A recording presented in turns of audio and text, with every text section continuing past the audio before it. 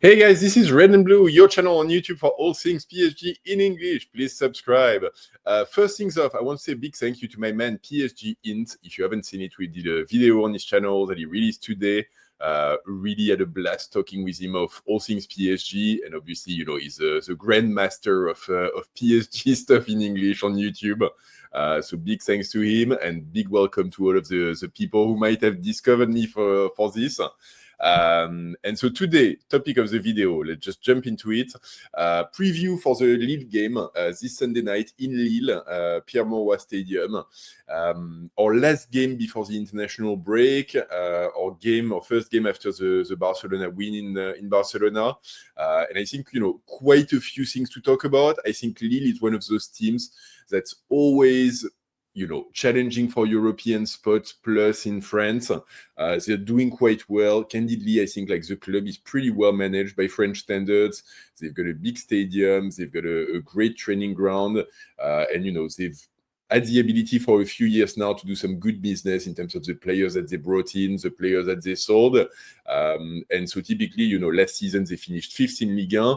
Right now they're 6th, so it is, and we're playing at their place. So it is going to be a challenge, not an easy game to finish this kind of round of games in between two international breaks. And at the same time, I think for me, I spend my day-to-day like watching two of the recent Lille game, actually like the two games that they played this week. And they played in Roma against Roma in the Europa League on Thursday. And before that, they played at home against Lyon last weekend. And they lost the game against Lyon 1-0, and they won the game against Roma 1-0. And honestly, yeah, I'm not massively impressed with the team. And at the same time, they do have some really good players here and there. They do have flashes of brilliance.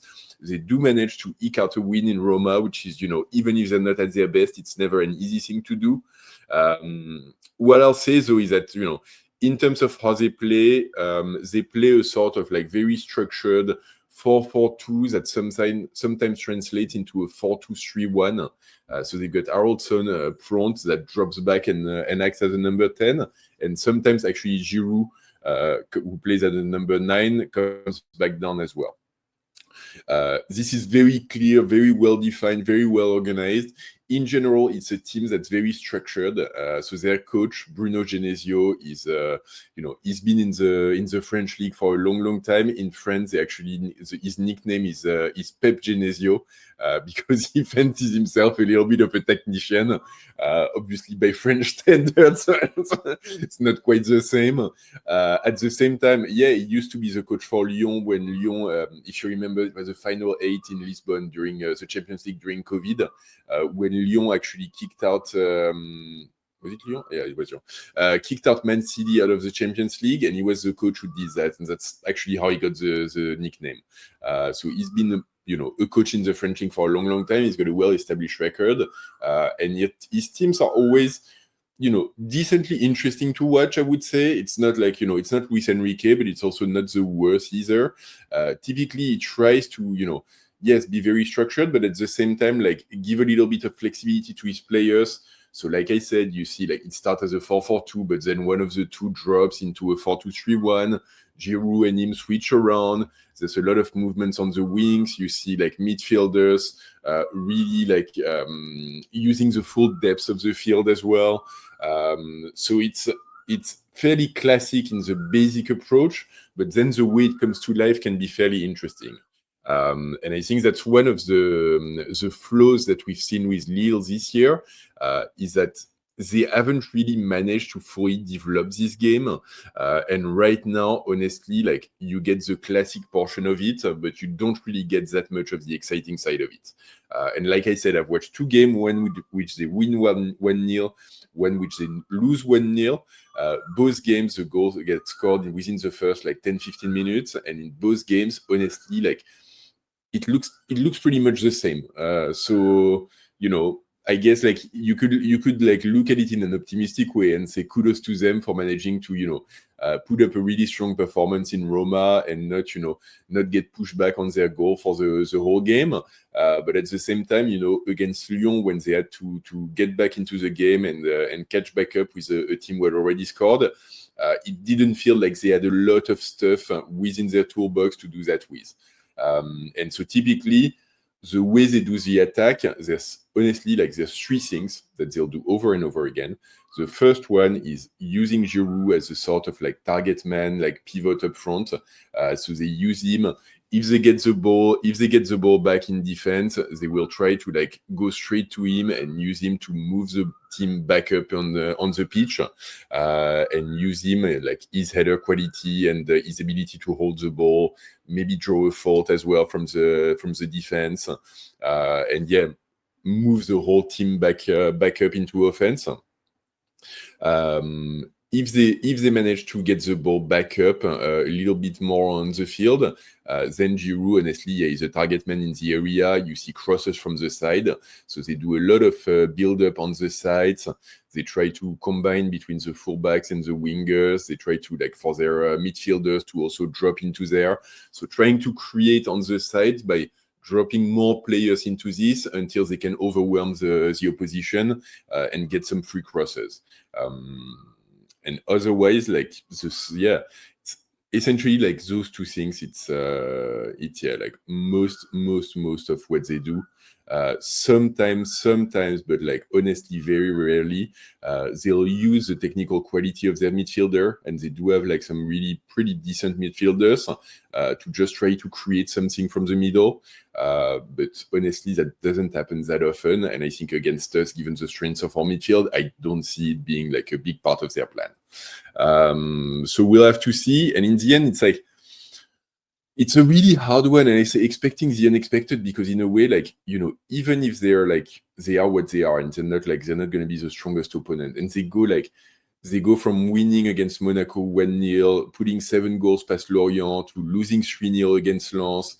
They go from losing 1-0 against Lyon to winning in Roma. So it's really ups and down, and it's quite unpredictable in terms of what they manage to turn up. And at the same time, this kind of things always makes me nervous, because it's exactly the kind of team and the kind of players who are playing, their biggest game of the year, and that one game that they've marked on their calendar that they're going to turn up with, and all of a sudden, their goalkeeper is going to be prime Manuel Neuer. They're going to have, Giroud is going to transform back into, prime Giroud from his Arsenal days up front. And at the same time, for us, like, we do have still a lot of injured. We did expend a lot of energy against Barcelona. So it's not like, we're going into this game with all of our strengths and all of our players available. So that does make me a little bit nervous, but like, I really do think that we've got what it takes to get over them. And that kind of leads me into the second point, which is, last game before the international break. I think we're kind of limping into it. There's a lot of missing players on the PSG side. So confirmed at this point, Dembele, Marquinhos, 100%. Doué, 99%. Gvara, I'd say 95%. Fabian Ruiz, 90%. Joao Neves, probably 75%. So already, like, it's a lot. And then, like, given the games that we've played against Barcelona as well, I do expect, like, a Nuno Mendes, for example, to be like prime tired after like fighting it out with Yamal for 90 minutes. I'd expect like a Vitinha who went into the Barcelona game half injured.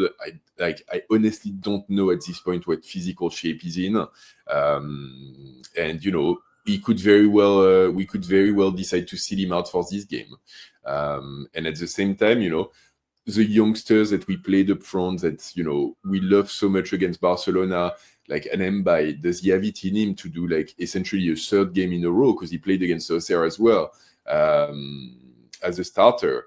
Mayulu, who really, like, he did the full game as a number 9, taking on a lot of pressures, and dropped into midfield to help out there before getting subbed off, like, really, like 10 minutes before the end of the game. Does he have it in him? So there's a lot of question marks. Obviously, like the Barcelona game proves one thing, is that whoever we put on the pitch, we do have our structure, we do have our organization, we do have our way of playing. That's all said, that's all good, and players can just drop in and do that. But yeah, at the same time, I kind of wish we were playing, an easier opponent to finish this round with. Going to play Lille in Lille feels like a pretty big game and a pretty hard game to play. So yeah, we'll have to see. We'll have to see what the starting 11 looks like, which is actually like, let's just talk about that and let's just jump into that. I think for PSG, I'm still waiting for the medical report. So this is assuming that Dembele, Doué, Marquinhos, Kvara, and João Neves are out. That's the ones that are most likely, and Fabian Ruiz. That's the ones that are most likely. I think Vitinha is a big question mark for me, but so far, like, he seems to be available, so I've got him available. So I think the likely 11 would be Chevalier in goal, who, just got transferred from Lille in the summer, so it's kind of the return back home for him.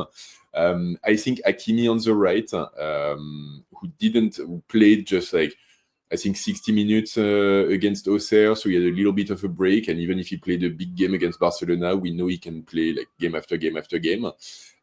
Zabarni and Beraldo in central defense, Hernandez on the left, coming in for Nuno.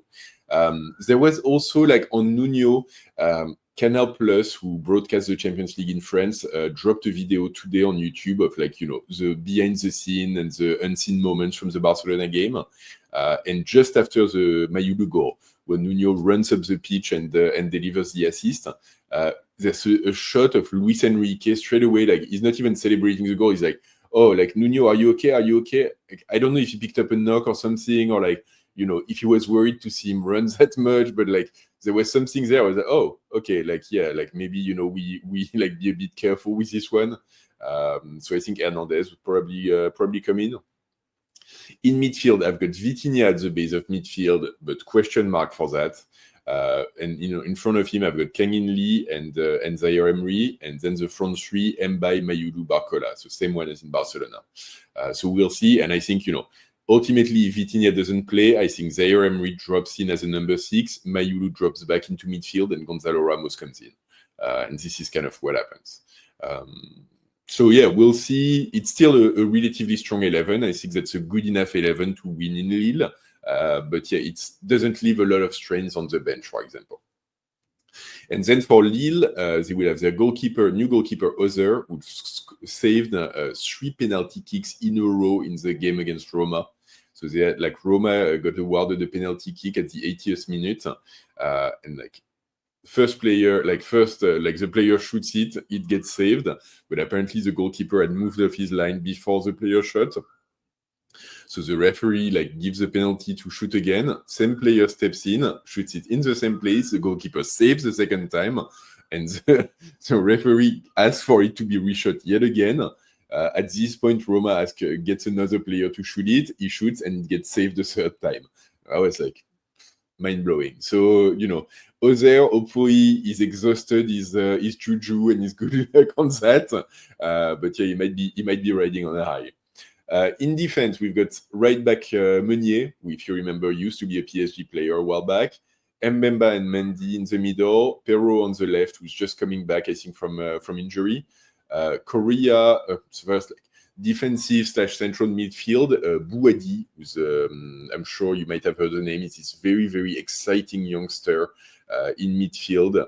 I referenced him in my videos that I did at the beginning of the season of talents to watch in Ligue 1, and honestly, for me, it's like the number one transfer target I wish we would go for in France over Agliouche.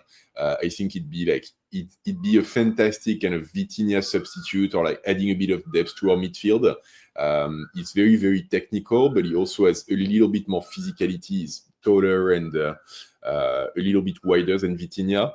And then next to him, like, Ligue 1 veteran André, who's been in Ligue 1 for years and years. And so then on the right, Korea, on the left, Fernandez Pardo. And then in front, Giroud as a number 9, and Haraldsson, who turns around, acts as a number 10, moves, and so on. So this is the team that they have. It's, not quite their strongest 11. They're missing Alexandro in defense, and they've got a few players who are coming back from injury or tired from the Roma game and so on. But for them, it's pretty close for their usual starting 11. Okay, and then like in terms of prediction, I think PSG victory. I think we do have enough talent to beat them. I think like after the statements that we put in against Barcelona, we want to keep going. And we're not gonna want to lose the top spot in Ligue 1 just before the break. So I do think that Lille are coming out. Actually, they lost their last two Ligue 1 game. They lost against Lyon and they lost against Lens just before. So let's make it 3 in a row. I think they'll probably be tired by their trip to Roma and how much energy they had to expend there. A player like Giroud who's getting on in age, he's been playing, 2 really high intensity games in the week already. Is he going to be ready for a challenge against Zabarni? Yeah, it's a really tough one for him. But we have to be very mindful. We shouldn't underestimate them by any means. They still have a strong side. So I think in terms of score, like I would say like maybe 2-0, 3-1 kind of victory. Like relatively wide and like relatively comfortable, but not really like blowing past them either. If it ends up by a 1-goal margin, I wouldn't be entirely surprised. But yeah, this is the sort of games that I see. Cool. And then, so that's what I had for the Lille game, but I've got a little bonus for you guys. We just there were leaks in the internet of our fourth jersey. So I hope you see the picture I've got on the screen. It looks fire, honestly. Like, I don't know about you guys, but I love it. So black and kind of like very dark gray / black with this like bright red / a little bit orange, little stripe in the middle, the Jordan logo. Honestly, it looks really, really tight. There's a little collar as well. I don't know if you can see it very well here. Yeah, it looks really well. That central stripe, like the initial rumors were saying it was going to be pink. But yeah, in this case, it looks like bright red, a little bit orangey, so like very, very bright. And yeah, like hopefully it becomes a jersey legend. Our fourth jersey last season was the Jordan one with the wings, which became legendary. So hopefully this one has the same kind of destiny. The pictures were snapped by a guy who saw it in a store in Japan. So it's not really like, entirely official just yet, but this is what we're looking at. And yeah, honestly, like might have to get one of those for myself because I think it looks fire, I think. Let me know what you think in the comment on this. Anyway, this is what I had for you guys. Oh yeah, let me drop that picture. Yeah. This is what I had for you guys. Yes, this is like this. Let's do it again. This is what I had for you guys on the PSG Lille game. Let me know in the comments what you think of the fourth jersey, but also like what are your expectations going into the Lille game? If I've missed anything or how you feel and what's your prediction. As always, please drop a like on this video if you've made it this far. Please subscribe to the channel if you haven't yet. And don't forget, like heading north, but ici c'est Paris!